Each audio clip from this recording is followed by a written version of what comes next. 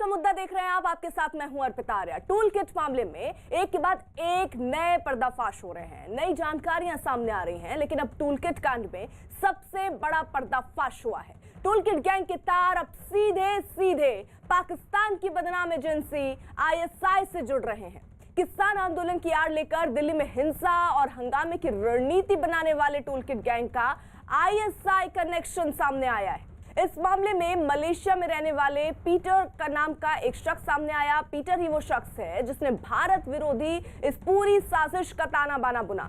Peter के भारत विरोधी होने के सबूत पहले भी मिलते रहे हैं। खालिस्तान के समर्थक पीटर के पाकिस्तानी खुफिया एजेंसी ISI से भी संबंध रहे हैं। पीटर ISI के K2 मिशन से भी जुड़ा है। K2 मिशन के तहत ISI एक तरफ कश्मीर में आतंक फैला रहा है, दूसरी तरफ पंजाब में खालिस्तानी को हवा दे रहा है। न्यूज़ 18 के शंकर आनंद की रिपोर्ट है कि मलेशिया में रहने वाला पीटर फांसीवाद पर शोध कर रहा है। पीटर लगातार महात्मा गांधी के खिलाफ जहर उगलता रहा है।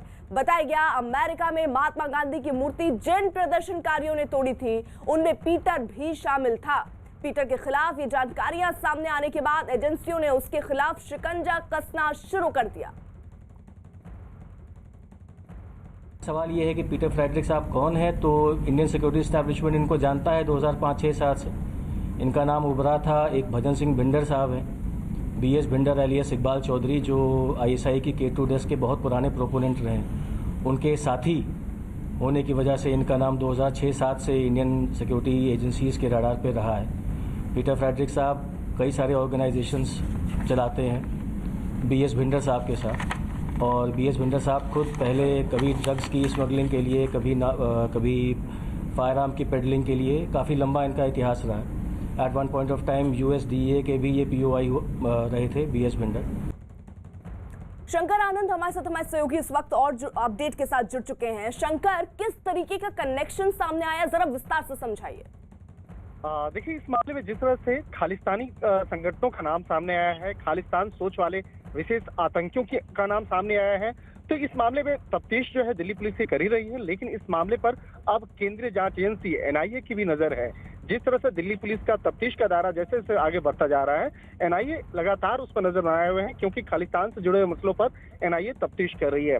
और इस मामले पर जिस तरह से बकायदा अगर पाकिस्तान की बात करें तो टूलकिट मामलों में अपनी हरकत से बाज नहीं आ रहा है पाकिस्तान। जिस तरह से बकायदा एक तरफ यहाँ पे टूलकिट मामले पर कल चर्चा हो रही थी, वहीं दूसरी तरफ देखा जाए पाकिस्तान के प्रधानमंत्री इमरान खान की तहरीक-ए-इंसाफ पार्टी जो है उसने भी कल ट्वीट करके पर्यावरण कार्यकर्ता और टूलकिट मामले में गिरफ्तार दिशा रवि का समर्थन किया है। तो कहीं न कहीं वो कनेक्शन भी सामने आ रहा है।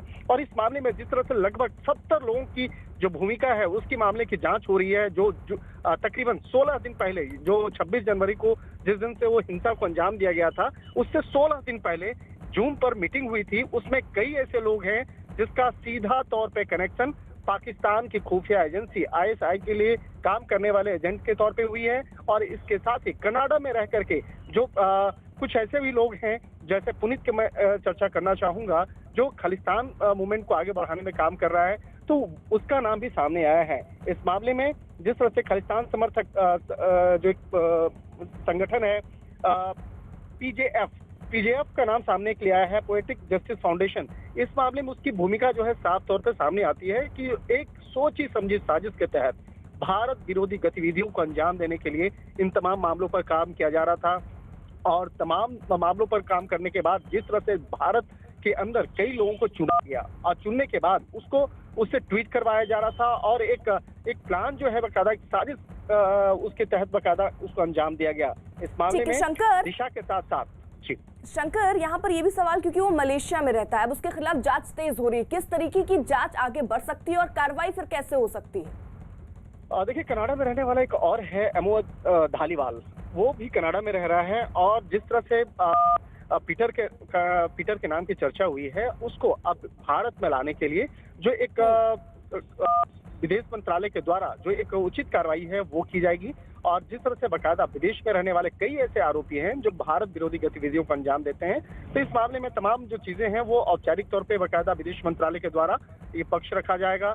उन तमाम आरोपियों के खिलाफ तमाम सबूतों को इकट्ठा करने के बाद एक डोजियर बनाया जाएगा, और वो डोजियर उस संबंधित देश को दिया जाएगा और कहा जाएगा कि भारत के खिलाफ ये आरोपी इस तरह के मामलों को अंजाम दे रहे हैं, लिहाजा इन्हें सौंपा जाए।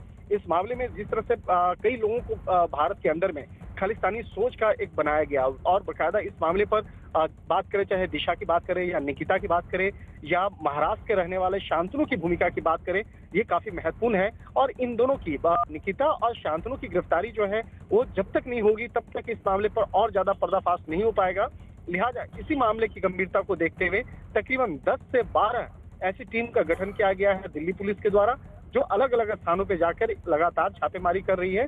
और बिल्कुल, यानी देखिए टूलकिट गैंग के तार अब सीधे सीधे पाकिस्तान की बदनाम एजेंसी आईएसआई से जुड़ रहे हैं। किसान आंदोलन की आड़ लेकर दिल्ली में हिंसा और हंगामे की रणनीति बनाने वाले टूलकिट गैंग का आईएसआई कनेक्शन सामने आ रहा है और शायद यही वजह रही कि इमरान खान की पार्टी बकायदा ट्वीट करती है दिशा रवि के सपोर्ट में।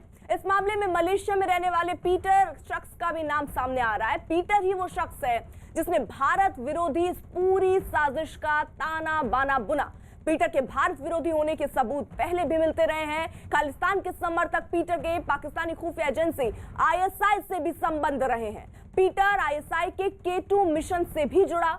K2 मिशन के तहत आईएसआई एक तरफ कश्मीर में आतंक फैलाती है और दूसरी तरफ पंजाब में खालिस्तान को हवा देती है।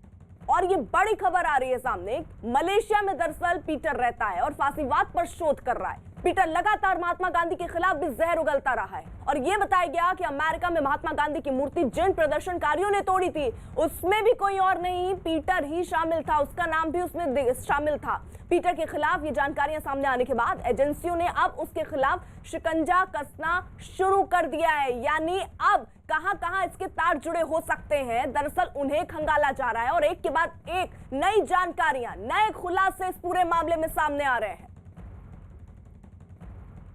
और टूलकिट मामले में इस वक्त की बड़ी खबर, टूलकिट केस की अहम किरदार निकिता जैकब गिरफ्तारी से बचने की तमाम कोशिशें कर रही हैं। निकिता ने गिरफ्तारी से बचने के लिए बॉम्बे हाई कोर्ट में याचिका डाली जिस पर आज सुनवाई होनी है।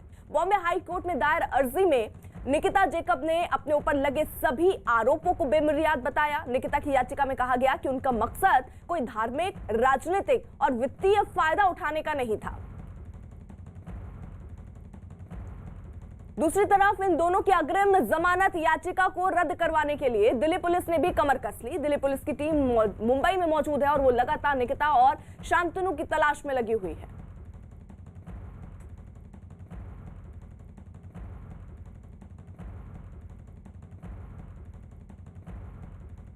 कुछ खास सहयोगी इस वक्त देखिए